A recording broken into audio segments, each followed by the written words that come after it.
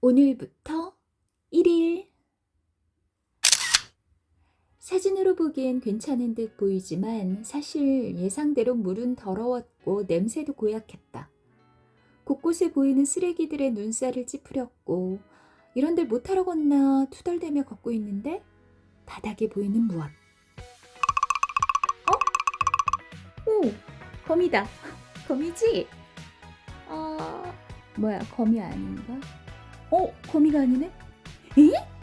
개? 개야? 어머, 와, 진짜 개야. 어머, 개야. 그랬다. 한강에서 개를 만난 것이다. 좋아하는 거미가 아니라서 실망한 게 아니라 한강에 개가 산다는, 냄새나고 더럽다고만 생각했던 그곳에 개라는 생명체가 살고 있다는 놀라움이 호기심을 자극했다. 개가 사는 이곳이 궁금하다. 그렇다면 일단 그래, 100일을 겪어보자.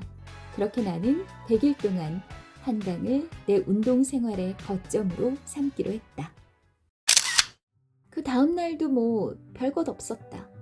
한강 진입 계단 앞 소나무가 멋졌고 작은 웅덩이에 비친 나무는 바닥색 때문인지 빛바랜 사진을 보는 것 같았다. 초록색을 좋아하는 나는 물기를 머금은 초록나무 가득한 그 길을 오롯이 혼자 걷는 게 좋았다. 그리고 강 건너 초록나무 뒤로 아파트와 건물들이 빼곡하게 서 있지만 나무와 하늘이 내 시야에 더 확실히 들어와서인지 흐린 날씨에도 불구하고 전혀 답답해 보이지 않았다.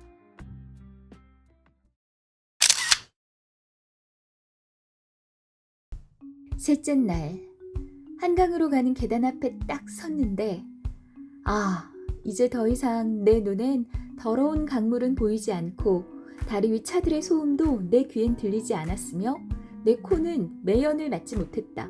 그냥 뭐랄까 재미있었다.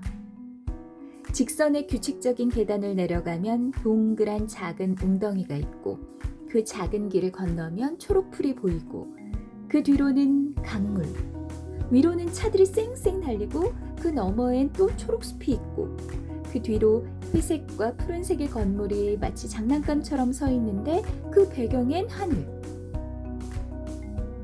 서로 다른 것들이 아주 조화롭게 존재하고 있다. 그 조화로움 안에 내가 있다. 나를 받아주는 것 같은 느낌이 참 좋았다. 내가 살아가는 세상에서는 대부분의 사람들과 조금 다른 생각과 행동을 하면 거부당하거나 나다움을 버리는 선택을 강요받거나 아니면 스스로 튕겨서 나가거나 했는데 이곳은 두 팔 벌려 환영하진 않았지만 내 모습 그대로를 하나의 풍경으로 받아들여 주었다. 인간의 편의를 위해 만들어진 돌난간과 거기에 자연스레 생겨나 함께 살아가는 이끼처럼 그곳에 있는 나도 무척 자연스러웠다. 어제보다 더 풍성하게 자란 나무들 사이를 걸을 생각에 살짝 들뜨기도 했다. 그리고 그날은 강을 따라 걷지 않고 작은 숲길을 따라 걸으니 비에 젖은 풀냄새, 흙냄새, 나무 냄새가 참 좋더라.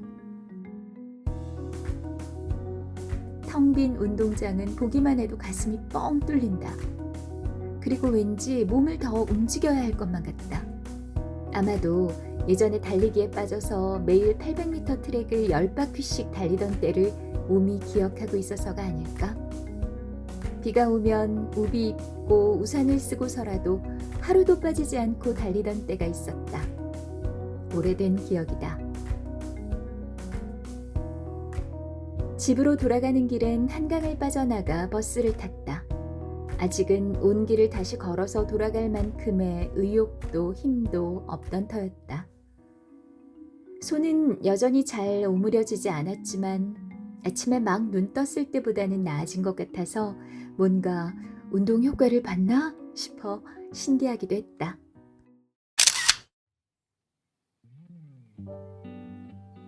더 짙어진 초록. 이렇게 하루하루의 변화와 성장을 가늠한다는 게 좋았다. 어제와는 다른 모습인 생명이 그 자리에서 여전히 그대로인 주변 구조물들과 어긋나지 않고 조화를 이룬다는 것도, 서로 다른 존재가 그 그저 각자의 삶을 살아내는 것만으로 이런 아름다움을 만들어낸다는 것이 새삼 의미 있게 다가왔다.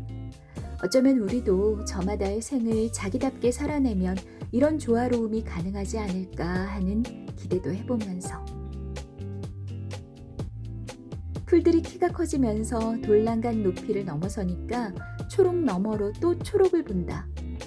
초록을 좋아하는 내겐 더할 나위 없다. 그런데 조금 힘들다 싶더니 손이 붓기 시작했다. 그리고 저녁엔 양화대교를 걸어 선유도에 있던 작업실로 갔다. 한강을 건너면 또 내 공간이 있다. 한강을 왔다 갔다 걸어서 건넌다. 나는 한강과 이어지고 있구나. 이것도 좋다.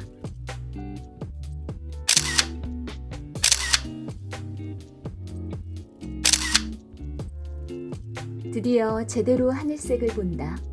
하얀 뭉게구름도. 강물에 그림자가 생기면 또 다른 풍경이 만들어진다. 작은 웅덩이 속 작은 하늘도 예쁘기는 마찬가지. 정말 요 며칠과는 전혀 다른 풍경이 펼쳐졌다. 더 풍성해진 초록, 하얀 구름, 파란 하늘. 이 색깔들이 그대로 강에 담긴다. 파란 강물을 배경으로 하니 잡초조차도 더 아름답게 보였다. 빌딩 사이 조각난 하늘이 아니라 통째로 보는 하늘, 시원하다. 다양한 모양의 구름과 파란 잔디도 있다. 어딜 보아도 아름다운 풍경이 있다. 이날은 노은님 작가님의 전시에 다녀왔는데 그녀의 그림에서 한강 풍경을 본 것 같았다. 자연이 좀 더 가까운 일상으로 다가온 느낌. 한강을 매일 걸으면 나는 날마다 자연의 일부로, 자연에 속해 있다는 안도감으로 살아가겠구나 싶었다. 그리고 한강에 가기만 한다면 매일매일 아름다움을 만날 수 있으리라는 기대에 설레었다. 그날 본 작품에서 한강을 보았듯 하루의 어느 순간 어떤 아름다운 장면을 만나는 것은 갤러리에서 작품을 감상하는 것과 다르지 않을 것 같았다.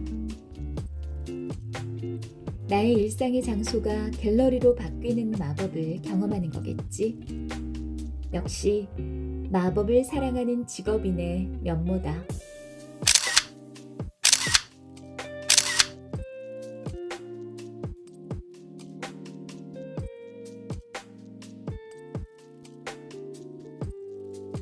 이날은 하루 한 장 그리기 생활을 하며 그린 그림들을 찍어보았다. 첫 그림은 배우 키키키린의 그녀가 남긴 120가지 말이라는 책의 표지였다.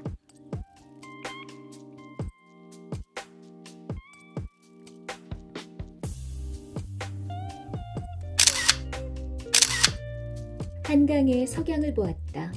한강의 저녁은 생각보다 화려했다. 해는 사라지면서도 더 강렬하게 자신의 존재를 드러낸다. 우리의 시야에서 잠시 사라지는 것일 뿐 존재 자체가 사라지는 것은 아니라는 생각이 들자 못 본 지 오래되었지만 잘 지내리라 믿고 싶은 누군가가 생각났다. 점점 숨이 가빠졌다. 천천히 큰 숨을 쉬어보았다.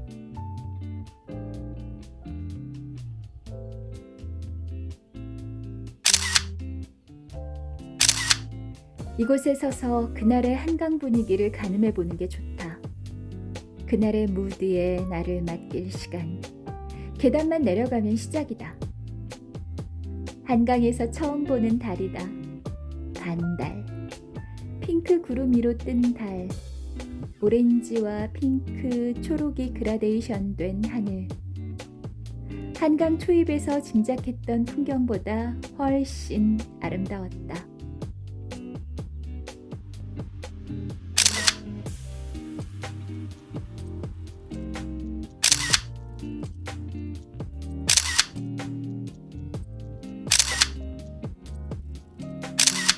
파란 원피스를 입은 이 여인을 나는 이모님이라 부른다. 우리 집 거실에서 내가 참 좋아하는 장면. 이모님이 바람에 붕 떠오르면 기분이 그렇게 좋을 수가 없다.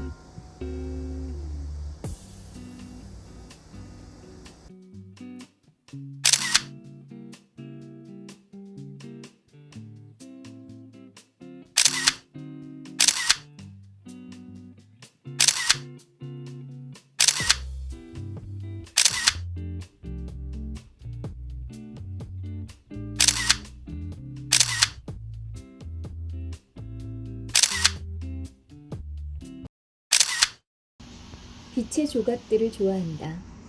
빛이 있어야만 가능한 어둠, 그림자도. 그리고 살랑살랑 부는 바람도 좋다. 꼭 장난치는 것 같다.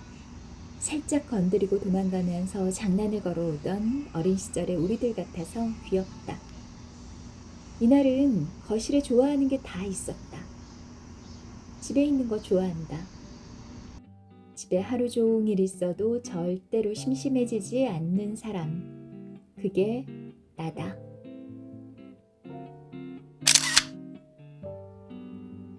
어영부영 30일 운동을 했다.